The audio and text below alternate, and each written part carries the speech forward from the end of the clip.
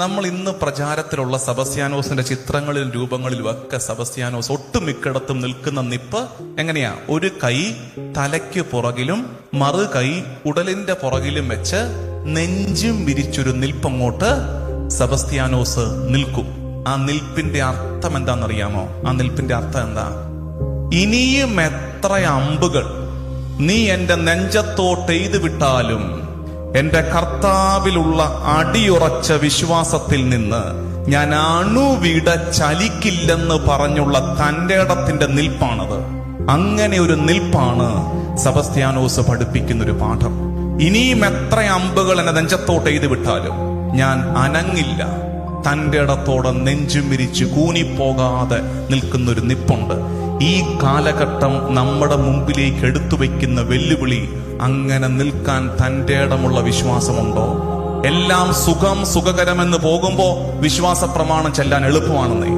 എല്ലാം സുഖകരമെന്ന് പോകുമ്പോ ഇനി അങ്ങനെ ഒരു കാലമല്ല നമുക്ക് വരാൻ പോകുന്നത്. We should be prepared. എന്താ നടക്കാൻ പോകുന്നത്? വിശ്വാസത്തിന്റെ പേരിൽ നീ ആക്രമിക്കപ്പെടുന്ന കാലം വരാൻ പോവുകയാണ്. കഴിഞ്ഞ 2000 വർഷമായി കേരള സഭ അത്തരത്തിലൊന്നിലൂടെ കടന്നു പോയിട്ടില്ല. കടന്നുപോയ ഒത്തിരി ദുരനുഭവങ്ങളുണ്ട്. പക്ഷെ വിശ്വാസത്തിന്റെ പേരിൽ ആക്രമിക്കപ്പെടേണ്ടി വന്നിട്ടില്ല. വിശ്വാസിയുടെ രക്തം വീഴേണ്ടി വന്നിട്ടില്ല.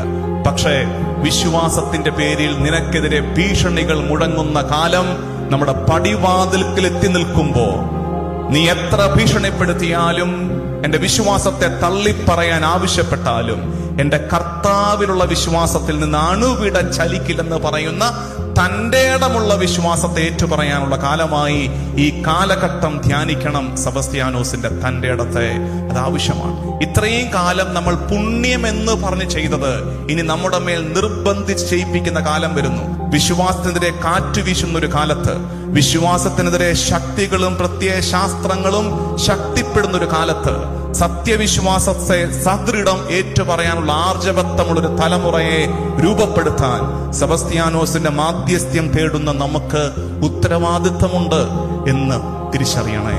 അത് സെബസ്ത്യാനോസ് പഠിപ്പിക്കുന്ന പാഠം. തന്റെ ഇടമുള്ളൊരു വിശ്വാസം ഏതു ചെറുകാറ്റിലും ഉലഞ്ഞു പോകുന്ന വിശ്വാസമല്ല. ഒരു രോഗം വരുമ്പോ, ഒരു സാമ്പത്തിക ഇടിവ് വരുമ്പോ ദൈവത്തെ തള്ളിപ്പറയുന്നവരുടെ ഗണത്തിലല്ല ചേരേണ്ടത്. എത്ര കൊടുങ്കാറ്റ് വീശിയടിച്ചാലും ഞാൻ ചലിക്കില്ല, എന്റെ പാറയും അഭയസ്ഥാനവും എന്റെ ദൈവമാണെന്ന് പറഞ്ഞ്, അവൻ എന്റെ അഭയശിലയാണെന്ന് പറഞ്ഞ് ഉറച്ചു നിൽക്കുന്ന ഒരു ആർജവത്വമുള്ള വിശ്വാസത്തിന്റെ നല്ല പാഠം സെബസ്ത്യാനോസിൽ നിന്ന് പഠിച്ചെടുക്കണമെന്ന് കൂടി ഓർമ്മിപ്പിക്കുന്നു.